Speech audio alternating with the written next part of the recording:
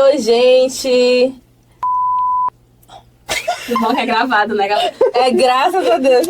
Oi, gente! Esse é o segundo programa Cunhantãs da Amazônia, na edição especial do 8 de março. Eu sou Fernanda, faço parte do coletivo Icamiabas e hoje a gente está aqui com um grupo super especial que vai se apresentar um pouquinho para vocês. A gente tem hoje aqui a Nazaré. Oi, Nazaré! Olá, pessoal. Olá, Fernando. Olá, Meg. Obrigada pelo convite, quero agradecer, né? Meu nome é Nazaré, como a Fernanda falou.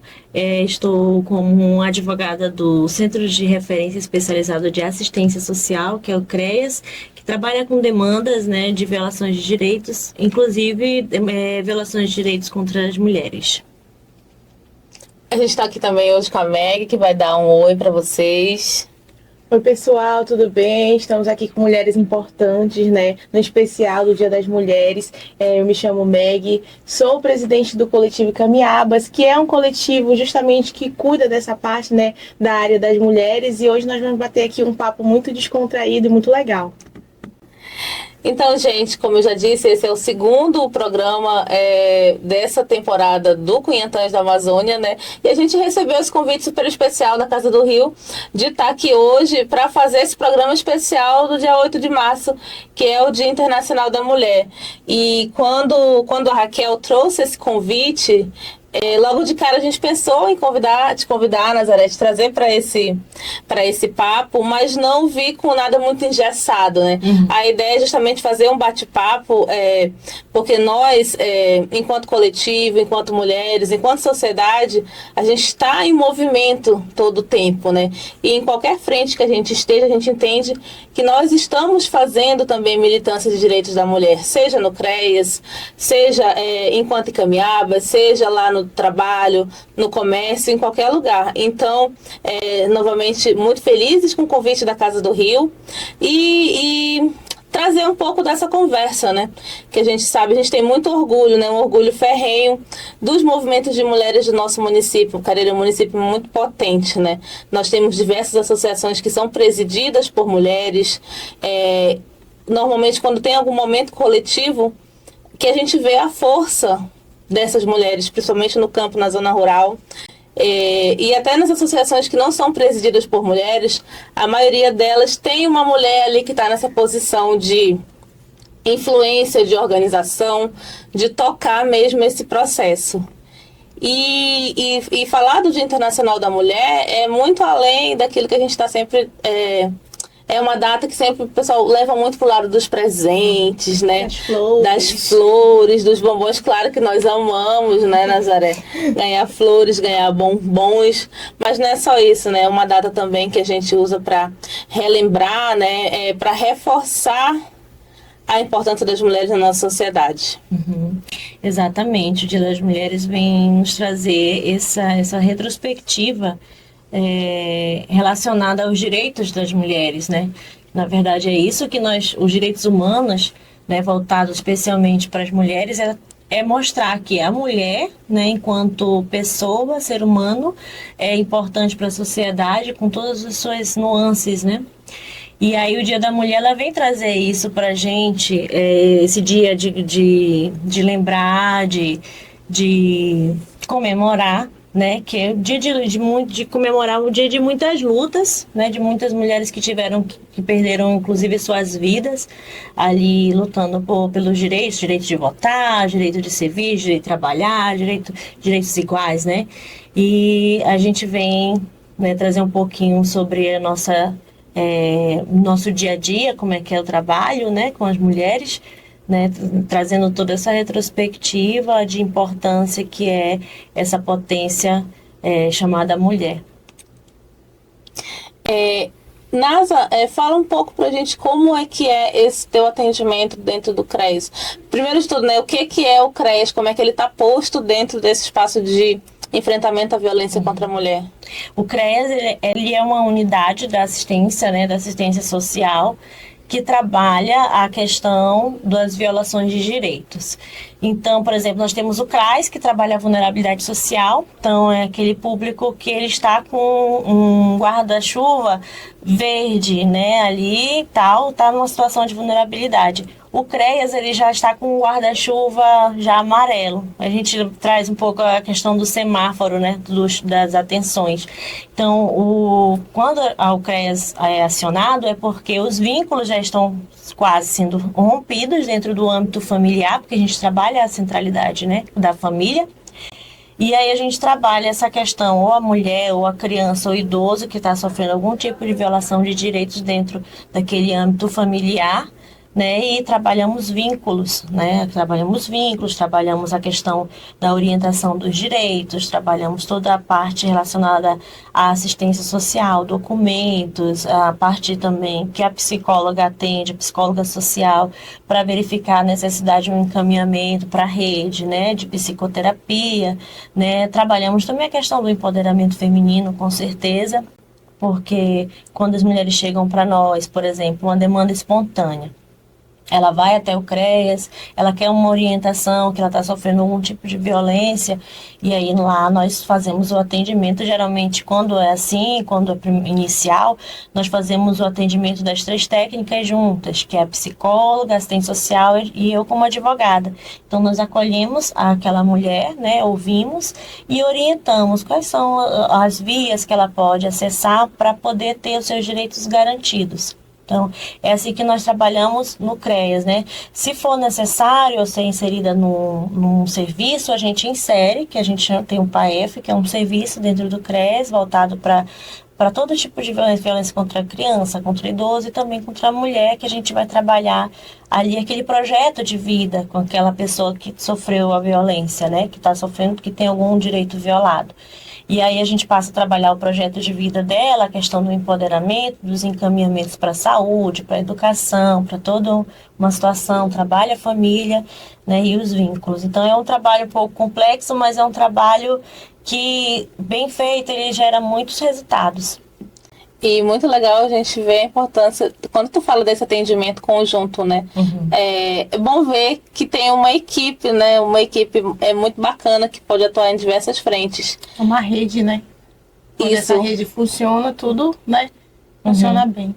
Exatamente. A gente também faz assim, esse trabalho de rede, por exemplo, as reuniões, né?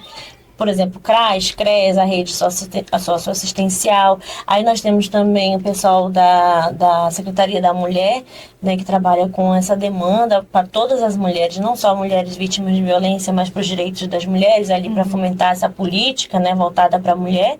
E aí nós também temos a questão da Ronda Maria da Penha, que nós também atuamos ali, fazemos reunião em rede, né, sempre voltado para os direitos das mulheres, o pessoal da saúde também, né, que tem as campanhas, né, que são muito importantes para o cuidado da mulher, né, para que ela pegue para si esse cuidado, né? E essa questão do projeto de vida, quando a gente fala projeto de vida, é justamente todos esses detalhes que fazendo mesmo ali acontecer faz toda a diferença, né? Na vida daquela mulher que está fragilizada, que está sofrendo algum tipo de violência no âmbito familiar. E aí colocando bem também que não é só, o agressor não pode ser só, não é só o companheiro, o namorado ou o marido. Pode ser a mãe, pode ser a irmã, entendeu? Então o agressor ele pode ser uma agressora também, ou então a esposa, né, a companheira que está ali, né, que precisa ser essa agressão, ela geralmente a gente fala que é no âmbito ali familiar, entende? A violência contra a mulher. Então, às vezes a gente acha que o agressor é só o companheiro ou o namorado, não é. Então, a mulher ela pode sofrer a violência doméstica também de outra mulher, da sogra, né, a sogra da nora. Então, tem essas nuances e a gente vai trabalhar aqueles vínculos ali dentro da família para que aquela situação ela venha a ser superada.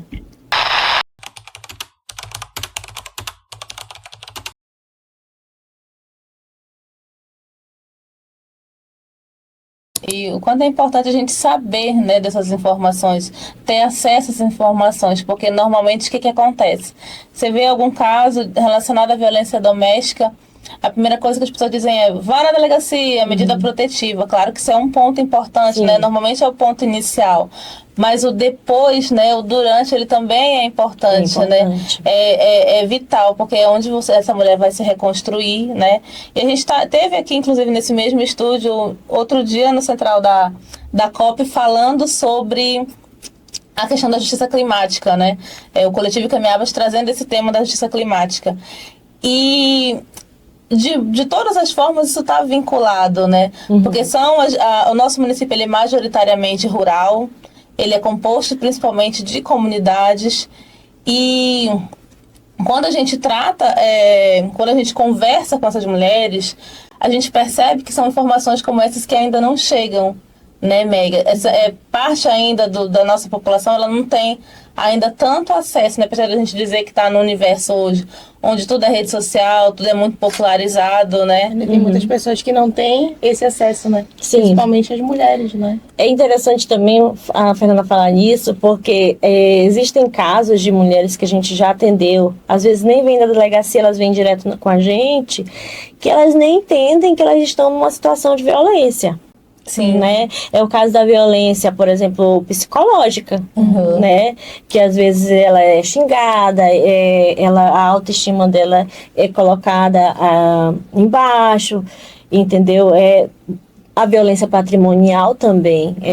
Às vezes ela acha que ela não está sofrendo violência. Então, até ela mesmo se descobrir que ela está ali naquele ambiente, que ela está sofrendo uma violência, até ela descobrir, para ela poder se posicionar, né?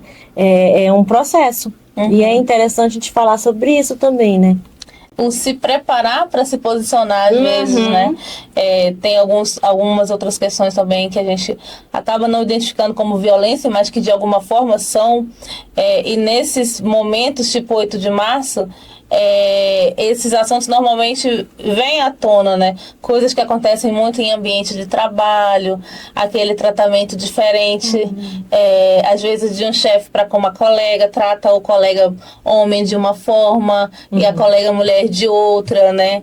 A gente costuma ver cenas que a gente acaba rindo nessa época do 8 de março, de tão absurdas que são. Isso é corriqueiro, isso é comum. A Meg tem muito esse olhar, esse acompanhamento próximo com as associações e vê acontecer demais. A gente tem inúmeras histórias daquela mulher que está naquele contexto de liderança em associação, mas que é enxergada pela comunidade masculina em geral como sendo, ela tem que ser sempre a secretária.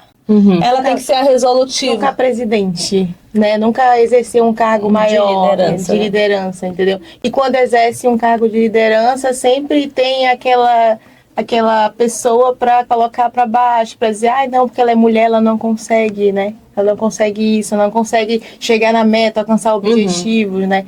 Ou então a gente ouvi agora um caso mais recente, né, de uma pessoa que queria assumir uma presidência porque não podia ser uma mulher, né?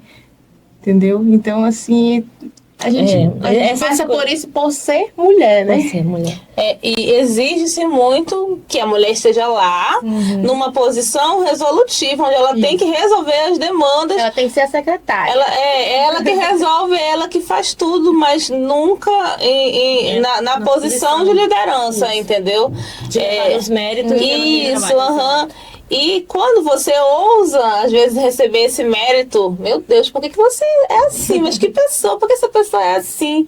Né? Quando às vezes a pessoa quer o mínimo, quer reconhecimento por aquele trabalho que ela já faz, né? Já executa, né? É interessante falar sobre isso porque, por exemplo, no nosso ambiente de trabalho, a maior parte são mulheres. Então, nós trabalhamos muito aquela questão do empoderamento e tudo mais. E às vezes a gente acha que isso não existe ainda, mas a gente está na luta, na verdade, né? Porque essa questão do patriarcado é uma questão muito arraigada, né? Muito difícil ainda de lidar. Nós sofremos violência só pelo fato da gente ser mulher. Daí a gente tira que a gente ainda está na luta pelos nossos direitos todos os dias, né? Se você colocar na roda, quando a gente coloca na roda para conversar sobre violência sexual de criança e adolescente, por exemplo, a maioria das mulheres elas vão dizer que elas sofreram algum tipo de violência sexual quando eram crianças.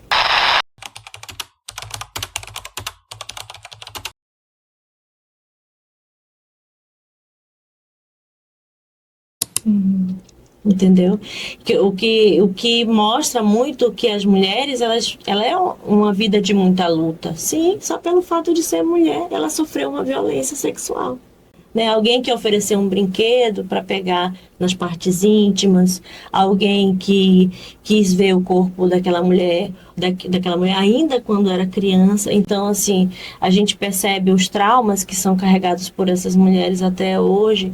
Então, é algo que a gente às vezes fica até nos questionando: isso aconteceu mesmo? Isso acontece? E é verdade. Nós mulheres vivemos uma luta constante, desde pequenininhas, desde criança, desde a infância. Nasceu mulher, já sabe que vai ter que ser guerreira, porque vai ter que lutar muito. E a gente nem quer, né, ser guerreira. Não todo quer. tempo A gente quer tá todo a tempo gente nessa não luta, quer ser né? guerreira. Que luta. Como você é lutadora, não quero. Eu não quero ser guerreira. Eu posso descansar, por favor. E é cansativo mesmo. Isso que a Meg falou sobre a questão de ser secretária, é porque as pessoas já veem a gente como cuidadoras. Isso. Entendeu? Isso na assistência a gente trabalha muito também, porque, por exemplo, geralmente quem cuida da pessoa idosa é a mulher. Quem cuida da criança é a mulher. Então a mulher se sobrecarrega muito. Então a proteção básica, né, que é CRAS e o pessoal, ali entra nessa situação em que a mulher ela se posiciona, se coloca muitas vezes numa função de cuidadora. E todo mundo acha a mulher tá ali, tem que cuidar, tem que secretariar, tem que fazer, tem que estar ali sempre dando, né, cuidando ali das situações. E aí sobrecarrega muito as mulheres, né? Sim, a gente já nasce cansada, né? A gente já nasce cansada. E assim, nesse ponto que tu tocou dos traumas, né? Todo mundo que já trabalhou nesse meio, ou que circula nesse meio de militância feminina, feminista, né? A gente vê e vive, às vezes, aquele processo de perceber num determinado momento que aquilo que eu sofri lá atrás foi violência sexual, né? Puxa vida, eu passei por isso, eu via isso na televisão direto, e só agora, às vezes, com 30, 40 anos, eu perceber que eu sofri isso lá atrás, né? É um momento que é bastante doloroso, né? E as estatísticas estão aí para provar que grande parte das mulheres já passaram por situações como essas, né? Sim. E é incrível, porque até eu estava falando com a violência psicológica, né? Mas assim, com o passar do tempo, as mulheres vão entendendo seus direitos, vão buscando seus direitos, e aí vão entendendo, certas circunstâncias eu fui, né, passaram a mão em mim, ou falaram tal coisa, ou me tocaram de uma forma diferente, só pelo fato de ser mulher, tocaram diferente, acharam que por ser mulher ela poderia ser tocada, entende? Num braço ou de uma forma diferente, né? E aí, por que os homens não passam por isso? Nós, mulheres, temos que passar, né? Só pelo fato de sermos mulher. Então, a gente percebe ainda que a nossa luta ainda é muito árdua e constante. E também a gente percebe o quanto a gente evoluiu lá ali daquelas mulheres que lutaram tanto, que esse 8 de março se tornou símbolo dessas mulheres, né? A gente percebe que a gente lutou tanto e que às vezes basta uma única pessoa que traz retrocessos, que a gente regride tanto tempo, né, para trás. Tipo, um direito que demorou tanto para ser adquirido, ele é muito fácil de se perder, né? De se desmanchar. Então a gente é obrigada a viver sempre nesse status de vigilância, né? A gente tem que estar vigilante constantemente. A gente não pode dar nada, a gente não tem o direito de dar nada como certo, né? Porque não é seguro, né? Não é seguro. A gente nunca pode comemorar uma vitória, né? É sempre ali. Vigilante, né? Isso cansa, né? Cansa. E como cansa, né? Eu acho que quando você se torna uma pessoa consciente dessa questão do que é ser mulher na sociedade, você também cria um estigma de que você é chata. Você passa a ser, ai, que pessoa chata, né? Como essa pessoa é chata. Mas não é, né, gente? É porque se perceber é um processo que o outro às vezes enxerga como uma coisa negativa, né? Exatamente. Essa vigilância que você falou é interessante a gente pensar. Por exemplo, a mulher, se ela for um pouco mais educada para o universo masculino, às vezes, pode até ser achado como, tá facilitando alguma situação e tal. E o engraçado, a gente conversa muito no nosso meio, né, com a questão das nossas usuárias, a gente trabalha muito isso, né? Até a questão vestual, em relação o fulano sofreu violência porque usava tal roupa, ou porque falou tal palavra, ou porque, né, deu a entender que queria. Entendeu? Mas a gente, levando em consideração a nossa luta, né? A gente percebe que não é o fato de ser mulher mesmo, é uma guerra de gênero, é questão de ser mulher e por isso nós sofremos isso. Entendeu? A questão do respeito, do direito à igualdade, do direito de ser respeitada, do direito de eu usar a roupa que eu quiser, do batom vermelho que eu quero usar, entende? É sobre isso. Independente da roupa que você está usando, né? Porque essa questão de roupa, de vestimenta, não é convite, né? E a gente vê tantos casos aí que a pessoa estava na igreja, ela não precisa estar na festa, precisa estar em lugar X, não, em qualquer lugar, acontece em qualquer lugar. Sim. Tanto que a Nazaré bem sabe que também está ali em outra frente, que é super importante, que é a questão de direitos da criança e do adolescente, que a grande maioria dos casos de abuso e exploração de crianças acontece dentro de casa, né, em ambiente intrafamiliar, né? Então isso tem a ver com roupa, isso tem a ver com batom ou com qualquer outra coisa, tem a ver com andar no lugar onde não devia andar, não tem, né? Exatamente. É uma questão, quando a gente vai estudar um pouco sobre os direitos, principalmente sobre os direitos humanos, e a gente leva em consideração que por que a gente tem a questão dos direitos das mulheres, os direitos da criança e do adolescente, diferente dos direitos dos homens, por exemplo. Porque em algum momento alguém teve que lutar e dizer, a mulher é um ser humano e ela precisa de respeito, ela tem que votar, ela tem que ser ouvida. Ela é gente que nem você. Ela é gente que nem você. Igual as crianças. As crianças passaram depois do Código do Menor, né, a ser vistas como seres humanos. Antes, sujeitos de direito. Sujeitos de direito. Eram vistas como objeto. Teve uma situação que, para cuidar de uma criança, à época, não lembro qual ano, teve que se usar o Código de Defesa aos Animais, porque as crianças não eram vistas naquela época como pessoas. Então, assim, é muito mais profundo do que a gente imagina, né? Porque que um homem pode ser respeitado, tem que ser respeitado, e uma mulher não. Porque que ela não tem direito ao seu corpo, a se vestir do jeito que quiser e se posicionar da melhor forma, né? Ser líder, ter boas ideias. Entende? Ajudar a construir as suas comunidades, né? Exatamente.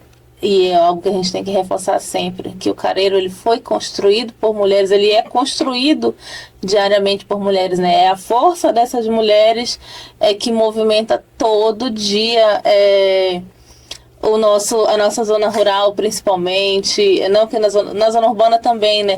Mas na zona rural a gente vê esse protagonismo feminino cada vez mais forte, né? Brigando por esse espaço mesmo, e infelizmente, né, tendo que brigar, né? Algo que talvez poderia ser mais fácil, mas a gente vê que o caminho, que muitas, né, sofreram para abrir esse caminho, né? Que ele continua espinhoso, sim, mas foi um sacrifício que lá atrás não foi em vão, né? Que hoje é para que a gente possa caminhar, né? Que a gente possa estar aqui nesse momento conversando, dialogando, falando sobre, né? Exato. Então, tão abertamente, tão né? abertamente, é verdade. Pois é, né? Tantos espaços onde nem isso, né, houve, né? Nem esse direito à voz, né? Então a gente fica sempre muito feliz de poder falar disso, né? Quando a gente fala de fragilidade, não é naquele sentido de mulher ou sexo frágil, nem nada do tipo. É justamente trazendo para a luz o fato do quanto a gente tem que estar preocupada com as nossas meninas, né? Sim. Com as nossas... Eu sou mãe de menina, né? Então é todo tempo aquela anteninha aqui acesa, né? Eu levo pra escola, aí meu Deus, o perigo, o banheiro. Aí, ai meu Deus, será que ela tá conseguindo no banheiro? Será que tem alguém, né, pra olhar, alguém assim? E é todo tempo, né, vigilante. Eu vou levar a Maria na praça, mas eu vou ficar todo tempo, né, atenta, entendeu? Quando a gente é mãe de menina, a atenção é o triplo, né? Porque a gente fica com aquele pensamento, a gente fica vendo aquelas notícias, né? Sim. Aí tem pessoas que pensam, isso acontece lá longe, né? Não, Infelizmente, não. Infelizmente tá bem aqui, pertinho da gente, né? Exatamente. A gente não pode confiar em ninguém, né? É todo o tempo aquela vigilância. Uhum. E aí o nosso 8 de março sempre vai ser essa luta, né? De mostrar nossos direitos, de trazer pra gente mesmo essas brigas, essas lutas, né? Esse posicionamento, de demonstrar nossos argumentos, né? E de pessoas sensatas. Temos que ser sensatos hoje em dia, né? Nós estamos em 2026, né? E ainda tem pessoas que pensam dessa forma, para você ver. Então, a gente vê, por exemplo, mulheres vítimas de violência, todos os tipos de violência. Mulheres vítimas de violência, quando ocorre a violência do companheiro, mas o que ela fez para ela apanhar? Ou então, se ela volta, ela tem que apanhar mesmo, porque ela voltou. Tu tá entendendo como é que é? Coisa que a gente ouve tanto, Sim, né, Nazaré? é Meu absurdo, Deus. entendeu? É um absurdo. E aí a gente pensa, não, mas a mulher é uma coisa para pegar porrada? É algo que, um saco de batata ou alguma coisa assim desse tipo que precisa levar porrada para aprender? Entende? Ninguém fala isso para um homem quando ele volta para uma mulher, ele tem que apanhar mesmo, Né? não sei o que. Entende? Só crianças e mulheres, né? Só crianças e mulheres. Só crianças e mulheres, que tem que apanhar para aprender. É isso mesmo. É sempre o discurso, né? É a coisificação da pessoa, né? É por isso que a gente sempre vai trazer a questão dos direitos humanos aí, né?